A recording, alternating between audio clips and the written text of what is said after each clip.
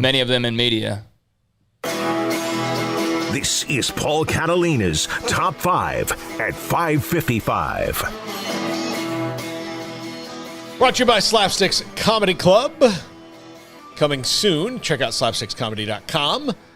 All right, yesterday we had top 5 best fits for Davion Mitchell. Today, top 5 best fits for Jared Butler. Most people don't see him going in the lottery. I think even when he does, and I'm going to keep saying when because I believe he will get cleared, through the health protocols. When he does clear it, I think that might be one of the things that knocks him out of the lottery. Plus, maybe people just feel Davion Mitchell's skill set is best fit for the lottery, but Jared Butler is still going to go in the first round when he gets drafted.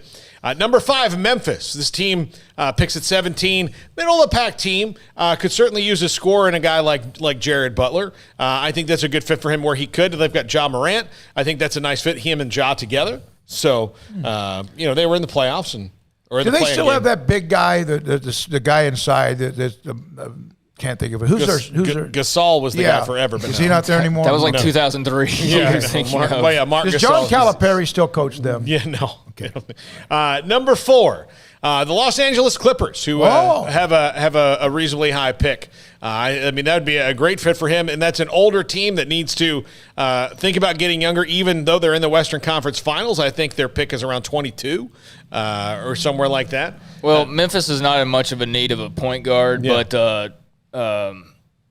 who you're talking about here, the Clippers are definitely in need of a point guard. They could absolutely use a Jared Butler, absolutely. Yeah, so that'd be a great fit for him. He could slide right in and really step into a great situation. Number 3, because they have a bunch of draft picks, especially down low, Houston, and he would play almost right away there because I don't know who the roster is. No, they've got a couple guys that are solid, but they really badly need a point guard. They really badly need a center. They really badly need a power forward. So, I mean, they could go a variety of different directions, but Jared Butler would fill a point guard need. It would just, I guess, obviously depend on who else is available. I haven't watched them, and I know you don't have much time here, but what did they get in return for the players that were traded? Did they draft get picks? Okay, all right. Draft. I mean, that's all right. What everybody wants anymore, draft picks.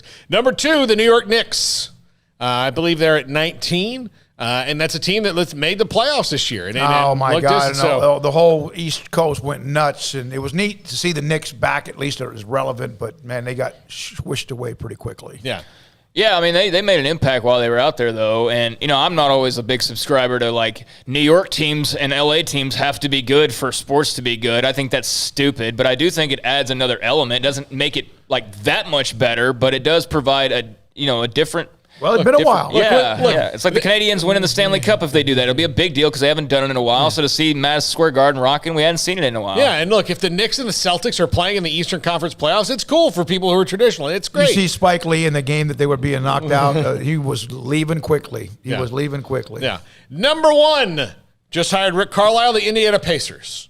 I think he's going to shake up the world there, and I think Jared he doesn't Butler, play young players though, does he? Well, if they're good, he does. Luka. Remember Luka sat on the bench all his rookie. He'll play young players. I'm talking about. Look, Luka's once in a lifetime type guy. I mean, Jared Butler, Davion, these aren't guys coming in to develop though. So like, it's not like he would draft them to stash them or to develop. I mean, he would draft them to play them. And look, they're not one and dones. They're 3-year guys. No, you're right. In college basketball, and they need a point guard too. Yeah. So like that's and look, I just think Jared could take the coaching style of Rick Carlisle, which is he coaches people hard and he expects a lot. So I think he could take never want that. anything other than that. Yeah, but that's me. I think the big thing about Rick Carlisle is he doesn't suffer superstardom in its ugly forms. Yeah, what about you? I know we're up against the top. I would be fine with his style, but like his smart ass nature, when he kind of feels like there's sometimes where he talks where he's too smart for everybody else, and me and him would certainly butt heads on that. Like me and him would definitely go to town on that. All right, thanks to our guest, including